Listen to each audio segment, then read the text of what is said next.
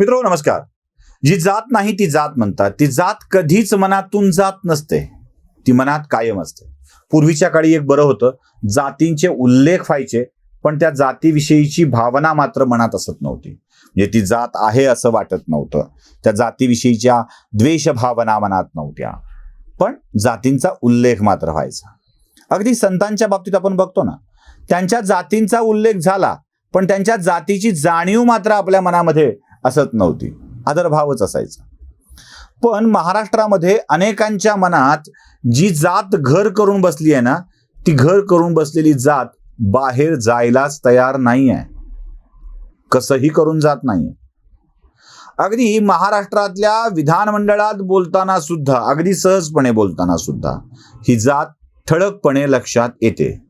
महाराष्ट्राच्या विधानमंडळात राष्ट्रवादी काँग्रेसचे गटनेते जे विरोधी पक्षनेते होऊ शकले नाहीत, अजितदादांना विरोधी पक्षनेते करावं लागलं, ते जयंत पाटील. आता जयंत पाटलांच्या विषयी तुम्हाला चांगलं माहित आहे.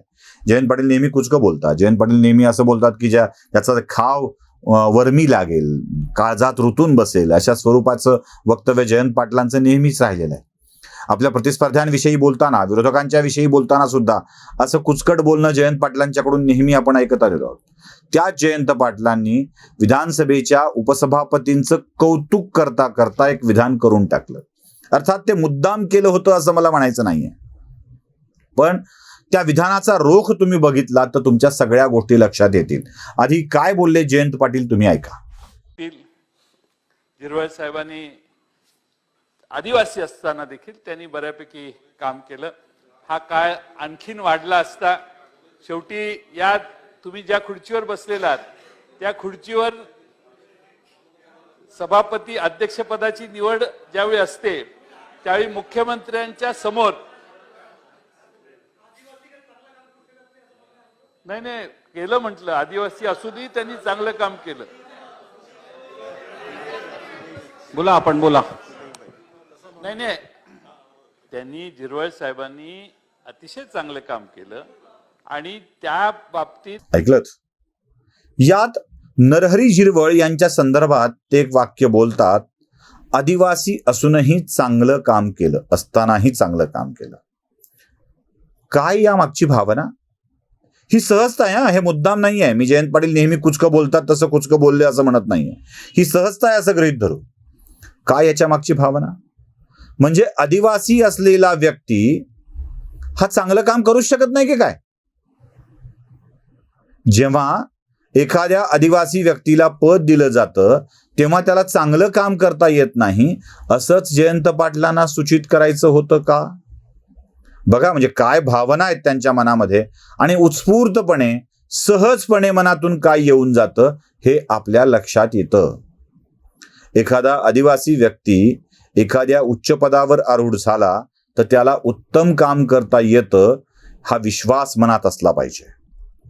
भारताचे पंतप्रधान नरेंद्र मोदी यांनी द्रौपदी मुर्मू यांना आदिवासी आहेत म्हणूनच नेमलंय, कारण त्यांना खात्री आहे की एक आदिवासी व्यक्ती उत्तमच काम करेल. इथे जयंत पाटलांच्या मनात शंका होती, हे काम करतील की नाही, पण आदिवासी असूनही त्यांनी उत्तम काम केलं असं बोलून ती शंका दिसतेय. जयंत पाटलांच्या मनातली ही जात कधीच लपून राहिलेली नाहीये आणि पुन्हा परत त्यावर भाष्य केलेलंच आहे. पुन्हा एक फेसबुक पोस्ट जयंत पाटलांनी टाकली आहे. तीही फेसबुक पोस्ट तुम्हाला मी दाखवतोय, ती बघा.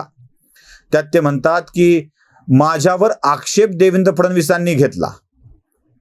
मुळात देवेंद्र फडणवीसांनी त्यांच्यावरती आक्षेप घेतलेला नाही. देवेंद्र फडणवीस सभागृहामध्ये असं उठून म्हणाले होते की जयंतराव वेगळ्या अँगलनी बोलले, त्याचा बाहेर संदेश वेगळा जातो आहे, ते जरा स्पष्ट करावं. जयंतरावांना समजावून घेण्यासाठी, सांभाळून घेण्यासाठी फडणवीस तसे बोलले होते, त्यांना उचकाविण्यासाठी नाही. तरीही देवेंद्र फडणवीसांनी आक्षेप घेतल्याची नोंद करून यांनी काय साधलं हाच प्रश्न माझ्या समोर आहे. आणि पुन्हा मुद्दा काढलाच, जर मी अडचणीत आहे, मी हे बोलल्याने त्रास होतो आहे, तर राष्ट्रपती पदाच्या उमेदवाराबाबत तुम्ही काय बोलताय? म्हणजे पुन्हा काय सांगायचंय जयंत पाटलांना?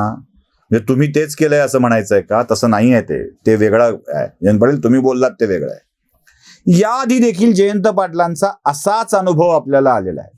तुम्हाला आठवत असेल, अनलायझरचा तो व्हिडिओ आपण नक्की बघा.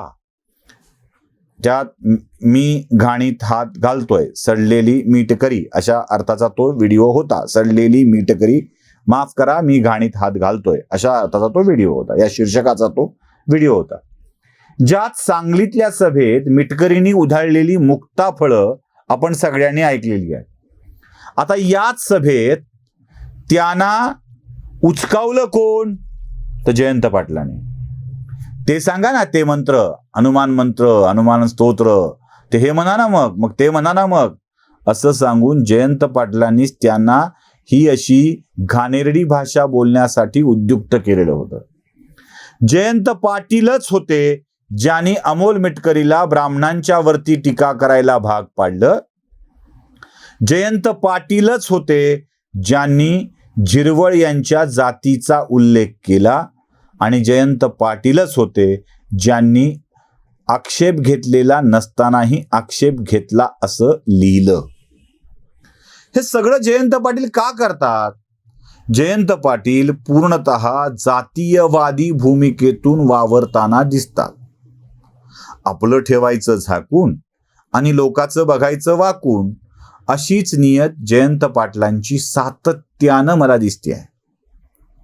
आणि जयंत पाटलांच्या बाबत कोणी काही विधान केलं की मग त्याच्यावरती टीका करायची, हा त्यांचा स्वभाव झालेला आहे.